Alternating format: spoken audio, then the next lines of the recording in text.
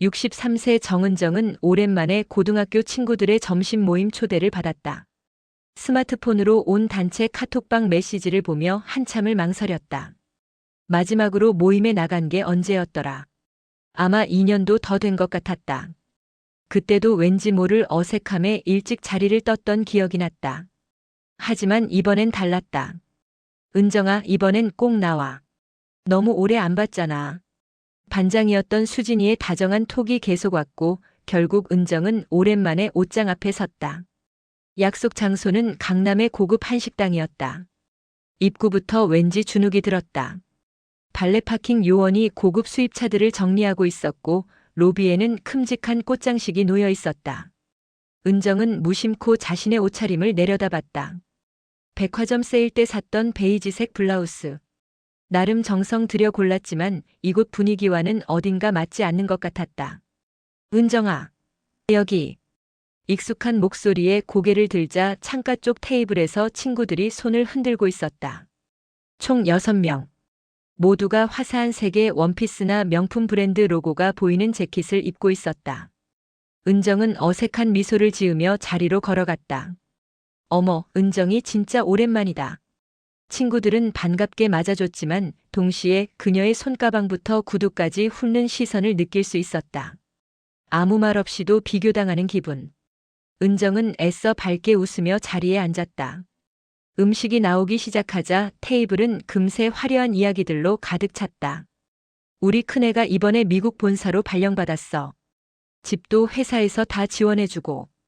우리 작은 딸은 결혼 3년 만에 강남에 아파트 2채 마련했다니까. 사위가 투자를 너무 잘해. 모두가 자녀 자랑, 경제력 자랑에 여념이 없었다. 은정은 고개만 끄덕이며 조용히 듣기만 했다. 우리 아들은 성실한 직장인이고 딸은 아직 취업 준비 중이라는 말이 목까지 올라왔지만 차마 꺼낼 수가 없었다. 그 말을 하는 순간 또 비교당할 것 같았다. 그때 가장 화려한 옷차림의 오미라가 은정 옆자리에 앉았다. 젊어서부터 미모와 성격으로 주목받던 친구였다. 지금도 SNS에는 유럽 여행 사진, 백화점 명품 쇼핑 인증, 고급 레스토랑 음식 사진들이 끊이지 않았다. 그녀의 게시물마다 수십 개의 부러움 섞인 댓글이 달려 있었다. 미라는 은정을 보자마자 과하게 반가운 척을 했다. 어머, 은정아. 진짜 오랜만이네. 너 요즘 뭐 해? 응, 그냥 집에서 남편 뒷바라지하고 애들 챙기고 그래. 아직도 그 오래된 아파트에 살아? 몇 평이었지? 24평? 은정의 얼굴이 미세하게 굳었지만 미라는 아랑곳하지 않았다. 남편분 사업도 요즘 조용하다며? 정비소였지? 그래도 모 은정이는 참 알뜰하게 사는 게 보기 좋더라. 요즘 같은 세상에 그렇게 사는 것도 능력이야, 능력. 그 말은 겉으로는 칭찬처럼 들렸지만 속내는 전혀 달랐다. 너는 여전히 가난하고 초라하게 살고 있구나라는 메시지가 숨어 있었다. 테이블의 다른 친구들도 묘한 침묵 속에서 서로 눈빛을 주고받았다.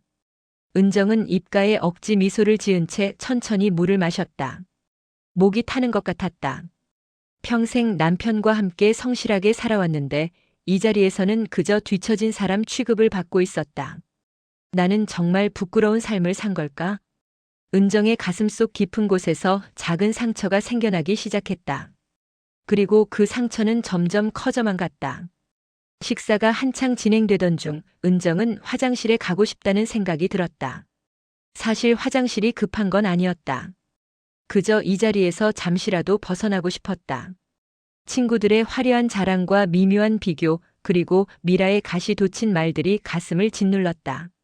잠깐 화장실 좀 다녀올게. 은정은 조용히 자리에서 일어났다. 아무도 크게 신경 쓰지 않았다. 여전히 테이블에서는 누군가의 며느리가 얼마나 효녀인지 또 다른 친구의 아들이 대기업 임원으로 승진했다는 이야기가 이어지고 있었다. 화장실은 복도 끝에 있었다. 은정은 천천히 걸으며 깊게 숨을 들이마셨다. 거울 앞에 서자 피곤한 자신의 얼굴이 보였다. 63년을 살아온 얼굴. 주름은 있지만 거짓은 없는 얼굴. 은정은 찬물로 손을 씻으며 마음을 가다듬었다. 괜찮아. 그냥 오늘 하루만 버티면 돼. 손을 씻고 핸드타월로 물기를 닦는데 밖에서 익숙한 목소리가 들려왔다. 화장실 입구 근처에서 누군가 이야기를 나누고 있었다. 은정이는 진짜 답답하지 않아? 가정주부라더니 세상 돌아가는 걸 하나도 몰라. 주식이나 부동산 이야기만 나오면 멍하니 앉아 있잖아. 은정의 손이 멈췄다. 그건 분명 수진의 목소리였다. 반장이었고 자신을 다정하게 초대했던 그 친구. 맞아. 옷 입는 것도 그렇고 말하는 것도 그렇고 좀 촌스럽달까? 요즘 세상에 저렇게 사는 사람도 있나 싶어. 또 다른 목소리. 예진이었다. 아까 테이블에서 자신의 딸 자랑을 한참 했던 친구. 은정은 그 자리에 얼어붙었다. 심장이 쿵쾅거렸다. 그러니까 미라가 챙겨주지. 아니었으면 이런 자리에도 못 왔을걸? 미라가 은정이 전화번호 단톡방에 올려주지 않았으면 연락할 방법도 없었잖아. 하긴. 근데 미라도 참 착하긴 해. 저런 친구까지 챙기고. 나 같으면 못 챙겨.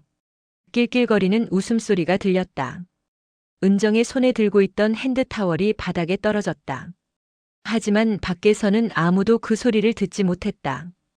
여전히 그녀를 비웃는 이야기가 이어지고 있었다. 솔직히 우리랑 레벨이 안 맞는데 억지로 끼워주는 거지. 불쌍하긴 하지. 쉿, 조용히 해. 나올 수도 있잖아. 발소리가 멀어졌다. 은정은 그 자리에서 한참을 움직이지 못했다.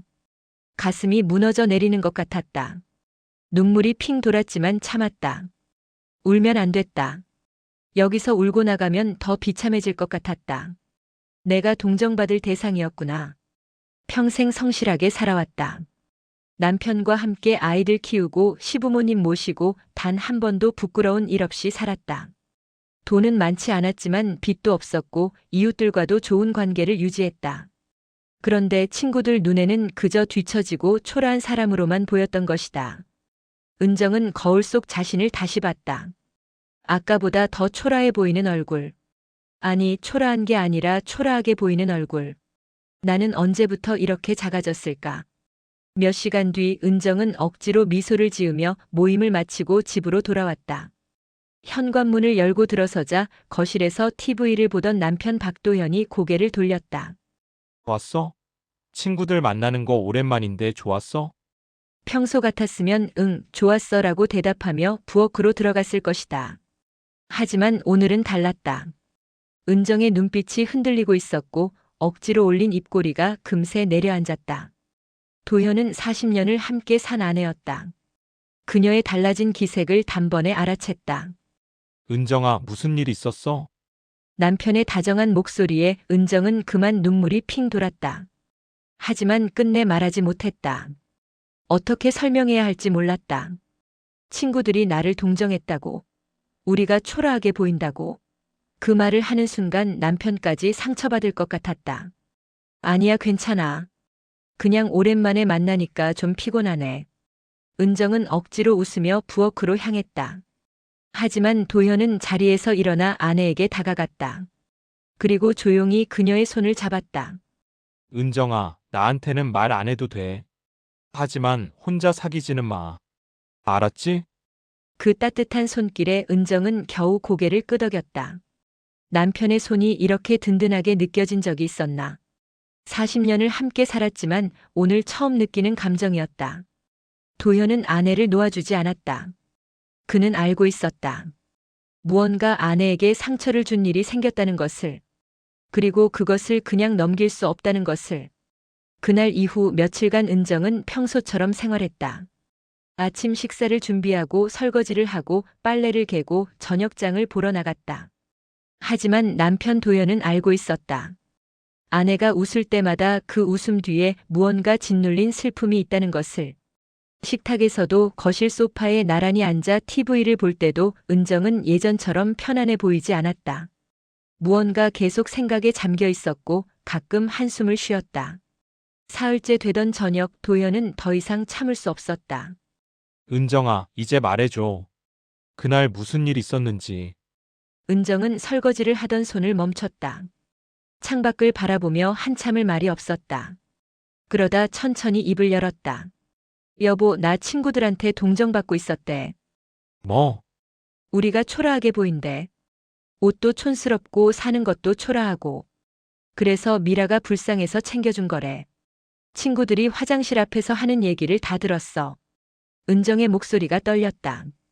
나는 평생 떳떳하게 살았다고 생각했는데 남들 눈에는 그냥 뒤처진 사람이었나 봐.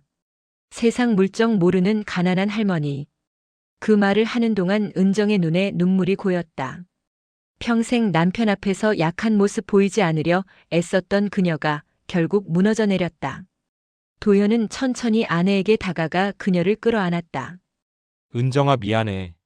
내가 더 잘해줬어야 했는데. 아니야. 당신 잘못이 아니야. 우리 그냥 남들보다 가진 게 없는 거잖아. 아니야. 도현의 목소리가 단호했다. 우리가 가진 게 없는 게 아니야. 내가 그동안 너무 조용히만 살았어. 은정은 눈물을 닦으며 남편을 바라봤다. 도현은 거실 소파에 아내를 앉히고 자신도 그 옆에 앉았다. 그리고 지금껏 한 번도 자세히 말하지 않았던 이야기를 꺼냈다.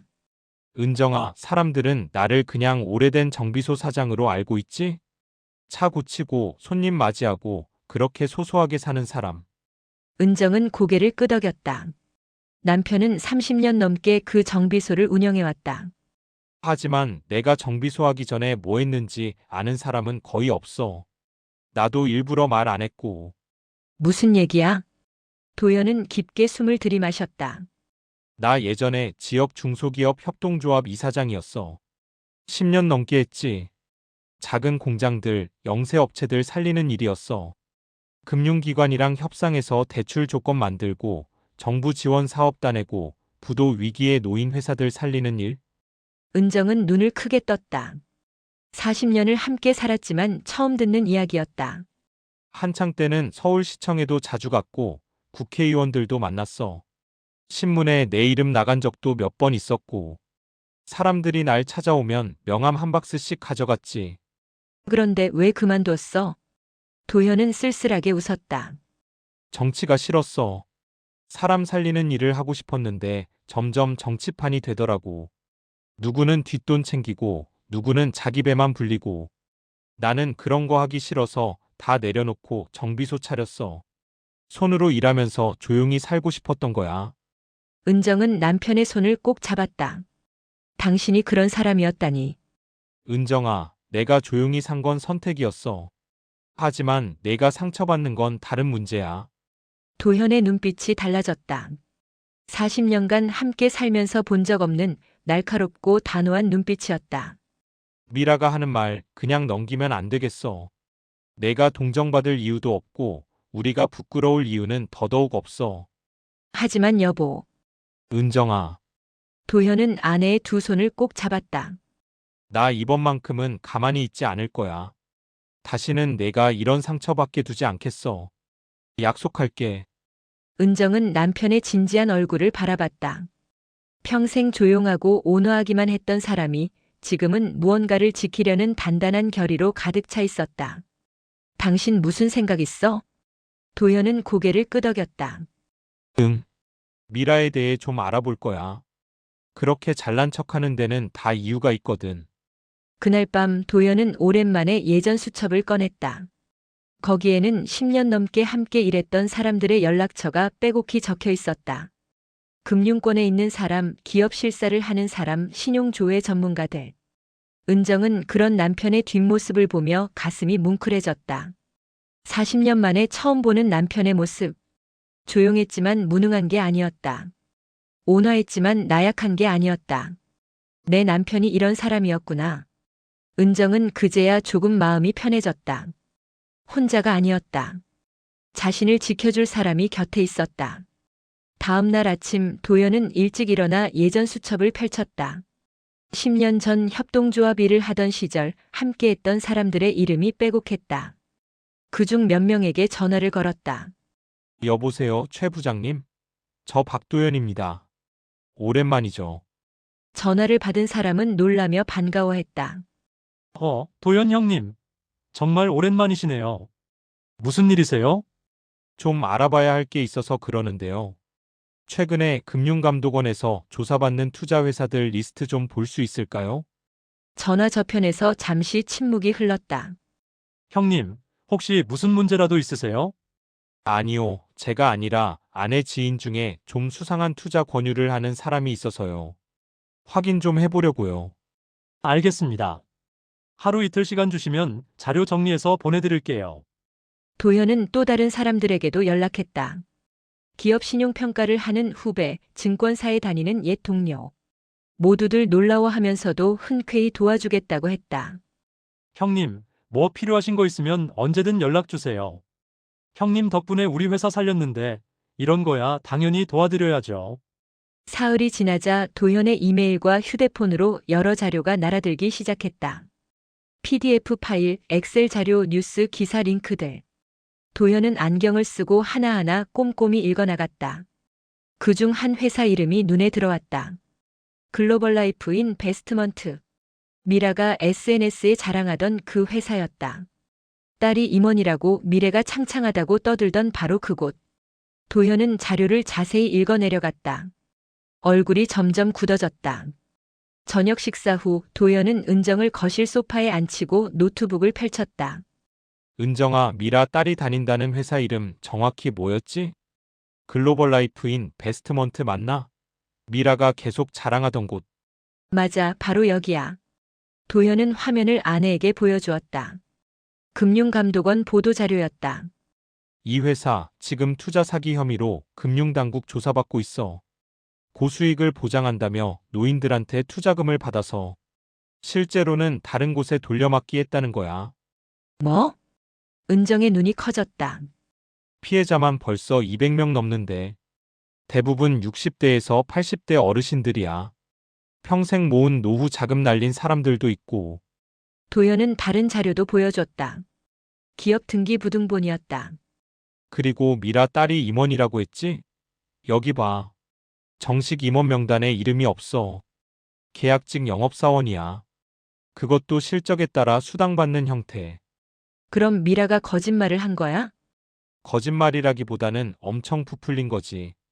딸이 회사에서 일하는 건 맞는데 그냥 영업사원인 걸 임원이라고 포장한 거야. 도현은 더 충격적인 내용을 꺼냈다. 그런데 문제는 여기서부터야. 미라가 요즘 동창들한테 이 회사 투자를 권유하고 있다는 거 알아? 응? 그런가? 너 단톡방 들어가 봐. 한 달 전부터 계속 올라와 있을 거야. 은정은 휴대폰을 꺼내 고등학교 동창 단톡방을 열었다. 스크롤을 위로 올리자 정말로 미라의 메시지가 여러 개 보였다. 요즘 은행 이자로는 답 없어? 내가 딸 회사 통해서 투자하는 곳 있는데 수익률 진짜 좋아? 관심 있는 사람 연락 줘? 우리 친구들 노후 자금 걱정하는 거 알잖아? 이거 진짜 괜찮은 기회야? 내 딸이 임원으로 있는 회사라 믿을만해. 벌써 3명 투자했는데 다들 만족하고 있어? 너희도 생각 있으면 빨리 연락해. 곧 마감된대. 은정은 손이 떨렸다.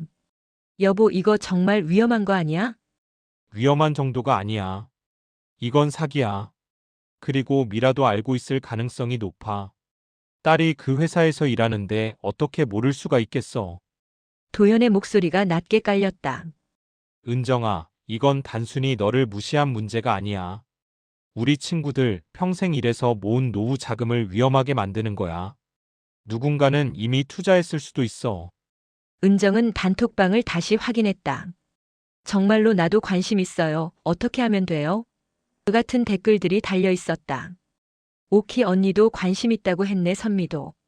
은정의 얼굴이 창백해졌다. 이들은 모두 남편 없이 혼자 사는 친구들이었다. 자식들한테 손 벌리기 싫어서 작은 일이라도 하며 생활비를 벌고 있는 사람들. 여보, 이거 알려줘야 하는 거 아니야? 그래야지. 하지만 방법이 중요해. 도현은 은정의 손을 꼭 잡았다. 미라가 지금까지 너한테 한 짓들 그냥 넘어갈 수 없어. 하지만 우리가 복수하려는 게 아니야. 진짜 피해자가 나오기 전에 막아야 하는 거지. 은정은 남편의 얼굴을 바라봤다. 그의 눈에는 단호함과 동시에 따뜻함이 있었다. 다음 모임 때 내가 같이 갈게. 그리고 친구들 앞에서 정확한 사실을 말할 거야. 하지만 미라가 은정아, 미라가 화낼 거 두려워하지 마. 우리는 옳은 일을 하는 거야. 그날 밤 은정은 오랜만에 편안하게 잠들 수 있었다. 남편이 옆에 있었고 그들이 하려는 일이 옳다는 확신이 있었다. 복수가 아니었다. 정이었다. 다음 동창 모임 날이 왔다. 이번에는 미라의 집들이를 겸한 모임이었다. 강남 신축 아파트 40평대. 미라는 단톡방에 집 사진을 여러 장 올리며 자랑했다. 우리 집 구경도 하고 맛있는 것도 먹고 해요. 다들 꼭 와야 해. 은정은 휴대폰을 내려놓고 남편을 바라봤다. 여보, 정말 같이 가는 거야? 당연하지. 내가 옆에 있을 거야. 도연은 평소 입지 않던 깔끔한 재킷을 꺼내 입었다. 은정도 옷장에서 가장 단정한 원피스를 골랐다. 더 이상 주눅들 필요가 없었다. 미라의 집 앞에 도착하자 이미 6명의 친구들이 모여 있었다. 은정이 남편과 함께 나타나자 모두가 놀란 표정을 지었다. 어머, 은정아. 남편분이랑 같이 왔네? 응, 오늘은 남편도 인사하고 싶다고 해서. 수진이 어색하게 웃으며 도연에게 인사했다. 안녕하세요. 저희가 은정이 고등학교 친구들이에요. 안녕하세요. 박도연입니다. 아내가 항상 친구분들 이야기 많이 하더라고요. 도연의 목소리는 부드러웠지만 어딘가 단단한 느낌이 있었다. 친구들은 왠지 모를 기분에 서로 눈빛을 교환했다. 그때 안쪽에서 미라가 나왔다. 화려한 홈웨어를 입고 진주 목걸이까지 한 그녀는 은정 부부를 보자 살짝 얼굴이 굳었다. 어머, 은정아. 남편분까지 미리 말해주지 그랬어. 준비를 더 할걸. 말은 그렇게 했지만 표정은 달갑지 않았다. 계획에 없던 손님이 온 것처럼. 미안해, 미라야. 갑자기 오고 싶다고 해서. 아니에요, 괜찮아요. 어서 들어와요. 거실은 정말 화려했다. 최신식 가구, 큰 TV, 벽에 걸린 그림들. 미라는 일부러 집안을 구석구석 안내하며 자랑했다. 이 소파 이탈리아에서 직수입한 거예요. 그림은 유명 작가 작품이고요. 친구들은 감탄사를 연발했지만 은정과 도연은 조용히 앉아 있었다. 식사가 시작되고 분위기가 무르익자 미라는 여전히 자신감 넘치는 태도로 말문을 열었다. 요즘 우리 딸 회사가 정말 잘 나가요. 임원 승진도 확정됐고 올해 실적이 엄청나대요. 그리고는 은정을 향해 또다시 가시 돋친 질문을 던졌다. 은정아, 너희 아들은 뭐 한다고 했지? 아, 맞다. 평범한 회사 다닌다고 했지? 순간 테이블에 어색한 침묵이 흘렀다. 친구들은 은정의 반응을 기다렸다. 하지만 이번에는 도연이 조용히 입을 열었다. 미라 씨, 따님이 글로벌 라이프인 베스트먼트에 다니시죠? 미라의 얼굴이 순간 굳었다. 네, 아시나 보네요. 잘 알죠. 제가 예전에 기업 컨설팅 일을 했거든요. 도연은 차분하게 말을 이어갔다. 그 회사 지금 금융감독원 조사받고 있습니다. 투자 사기 혐의로요. 뭐라고요? 미라의 목소리가 떨렸다. 친구들도 모두 도연을 바라봤다. 피해 금액이 50억 원이 넘습니다. 대부분 노인분들 노후 자금이고요. 고수익 보장한다고 해놓고 실제로는 다단계 형태로 운영했어요. 도연은 가방에서 출력한 자료를 꺼내 테이블 위에 놓았다. 금융감독원 보도자료, 기사 링크, 피해자 진술서. 그리고 따님은 임원이 아니라 계약직 영업사원으로 등록되어 있습니다. 회사 등기부등본 여기 있습니다. 방안이 완전한 정적에 잠겼다. 미라는 얼굴이 하얗게 질렸다. 손이 떨려서 물잔을 제대로 잡지 못했다. 그게 회사에서 아무 말도 안 해줘서 저도 몰랐어요? 정말 몰랐을까요? 도연의 목소리는 여전히 차분했지만 날카로웠다. 미라 씨, 지난달부터 친구분들한테 이 회사 투자를 권유하셨죠? 단톡방에 다 기록이 남아 있습니다. 수진이 급히 휴대폰을 꺼내 단톡방을 확인했다. 정말로 미라의 투자 권유 메시지들이 여러 개 있었다. 미라야, 이게 정말이야? 나 너 말 믿고 500만 원 투자하려고 했는데. 친구들이 술렁이기 시작했다. 오키는 이미 200만 원을 넣었다고 했다. 미라야, 이거 사기라면서. 내 돈 어떻게 되는 거야? 미라는 아무 말도 하지 못한 채 고개만 숙이고 있었다. 눈물이 뚝뚝 떨어졌다. 도연은 오키를 바라봤다. 오키 씨 투자금은 아직 환불 가능합니다. 내일 당장 금융감독원 신고센터에 연락하세요. 제가 번호 알려드릴게요. 그리고는 다른 친구들을 향해 말했다. 여러분, 투자는 신중해야 합니다. 특히 지인이 권유한다고 해서 무조건 믿으면 안 돼요. 평생 모은 돈 한순간에 날릴 수 있습니다. 친구들은 고개를 끄덕이며 미라를 차갑게 바라봤다. 모임은 어색하게 끝났다. 집 밖으로 나오는 길에 수진이 은정에게 다가왔다. 은정아, 그동안 미안했어. 우리가 너무 무례했어. 예진도 고개를 숙였다. 나도 미안해. 뒷말한 것도 잘못했고.